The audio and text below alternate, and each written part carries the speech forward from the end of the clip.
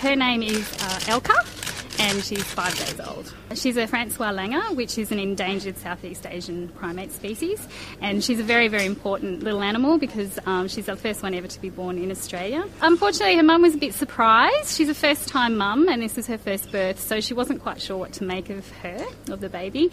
So she was a bit scared, and they weren't that aggressive towards her, but they were just scared. They just didn't really know how to sort of interpret what was going on. So we did actually, once we'd checked the baby and the vets had checked her and cleaned her up, we actually took her back and put her back in there, hoping that mum might just pick her up, but unfortunately she just stayed away.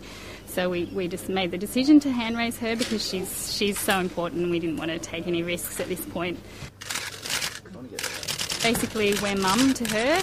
Especially in the first few weeks, it's really important. She has 24-hour-a-day care, so we're actually feeding her every 3 hours at the moment, and also, taking care of all her other needs as well, social needs and comfort and that sort of thing. So, it's a full-time job.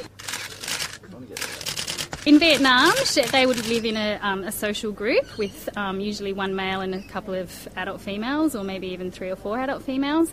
And then those adult females, it's a harem society, so they breed with the male. And then the youngsters will grow up in that family and then disperse and join other groups.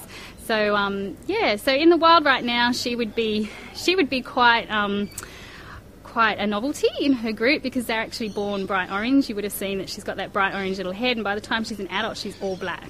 So they actually have this special adaptation of having their babies born bright orange because the other females in the group actually help look after any newborn.